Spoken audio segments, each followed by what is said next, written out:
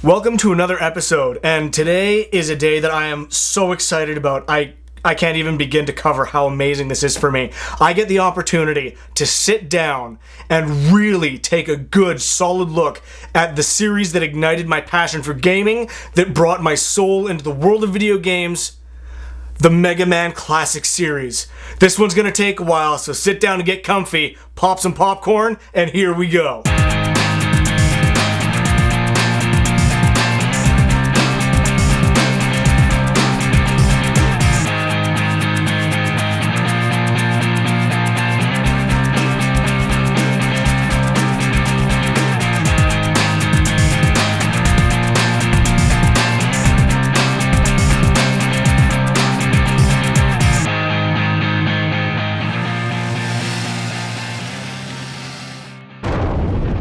Wow.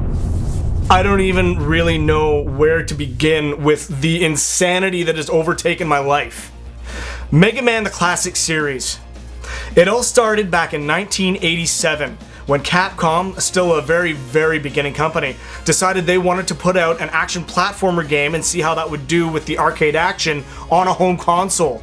And Keiji Inafune was asked to step in and help flush out a game that would come to be known as Rockman in Japan and MegaMan in North America. MegaMan is, for all intents and purposes, your classic action platformer, and the first game in the series when it came out certainly was that, but it made innovations that no one had ever thought of before. The most chief among these was the ability to choose what order you would do the levels in. Never before had this kind of free roaming experience been put into a home console game. So the fact that you could choose any boss, do the levels in any order, was an amazing step forward in game making. The second really big innovation that they made with MegaMan was the ability to take a boss's power and use it on other enemies. No one had ever really thought of that concept before, and it was a really cool thing. Keiji Inafune, of course, takes a lot of his influence from his love of music, and when he named the main characters Rock and Roll, that was a dead giveaway.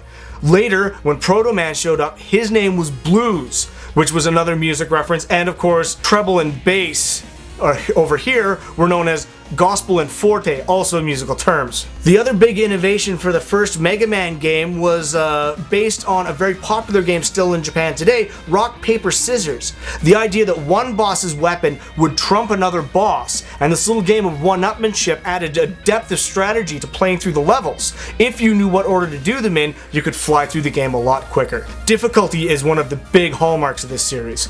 Absolutely, and MegaMan 1 was the prime example and the first step on a long path of agony and controller throwing. Now we fast forward a couple of years, 1989, and MegaMan 2 suddenly shows up. Again, not being the video game magazine guy when I was a kid, I had no idea until I walked into a rental store and saw it available. I just about burst into tears, I was so excited. I ran home, I begged my parents for the money to rent it, I went back and it was still there, I took it home. My parents actually set up a TV in our dining room just for me to play that, and I played it all night. I finished it like 4 times in a row. I just loved it so much. Although none of the play mechanics had changed, the challenge level definitely stepped up a notch, but also the graphics and the sound in this game were amazing. MegaMan 2 has some of my favorite music out of the entire series.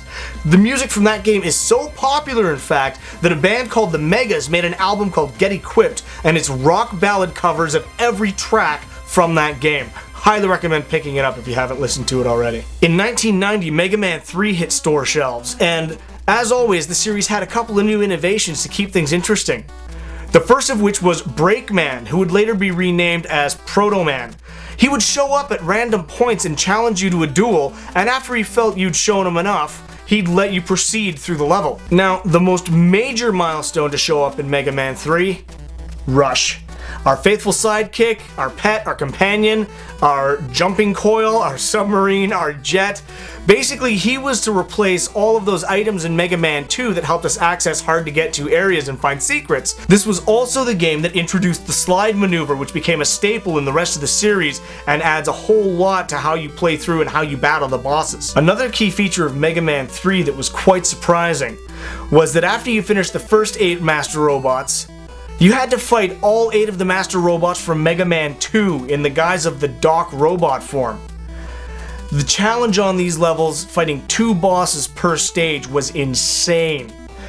but yet another reason why Mega Man 3 remains one of the hardest games ever released in the series. 1991 brought us Mega Man 4, and its chief innovation was the inclusion of the Charge Shot or Mega Buster, another staple today for most of the rest of the series. Mega Man 4 also introduced a new final villain in the guise of Dr. Cossack, although he was actually being controlled by Dr. Wily because his daughter had been kidnapped. 4 was also our first introduction to Eddie, or Flip Top, the traveling suitcase that would provide support items at random points throughout the levels. In 1992, we got Mega Man 5. As you can see, the games are starting to come out on an annual basis, but with each incarnation, the graphics are a little better, the sound is a little more awesome, and the challenge is a little higher. This time, Proto Man was the supposed final boss, wreaking havoc on the city. Mega Man 5 also brought us the first appearance of our good old pal Beat, and anyone who's fallen into a hole 8 million times knows that that little bird can save you in a very crucial moment. A very cool character, and I've always really liked his inclusion in the Mega Man family. Mega Man 6 was the final incarnation of Mega Man on the 8-bit NES, and what a way to go. For the first time ever, Keiji Inafune asked artists from all over the world to send in their ideas for Robot Masters, and he picked the top 8 favorites and made them the bosses in the game.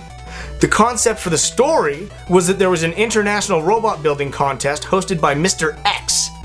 Of course, Mr. X took all the robots and reprogrammed them to take over the world, and he turned out to be Dr. Wily. But what an awesome game. The graphics on it were fantastic, and some of the innovations included new ways for Rush to assist you by turning you into Jet Mega Man, who could hover but couldn't use a charge shot, and Power Mega Man, who could throw his fists in powerful punches that could break down walls and open secret areas. The Mega Man NES games are some of my favorite of all times, and one of the coolest parts about them was that Keiji Inafune used to hold annual contests for artists to submit their drawings and ideas for bosses, and he picked some of his favorites, and that's how a lot of the bosses in these games got chosen and made. I actually remember reading at one point that for Mega Man 4, he scrapped an entire level and redesigned it because he decided to use Skullman at the last minute and wanted a skull-themed level, so they actually rebuilt it from the ground up just because of that drawing.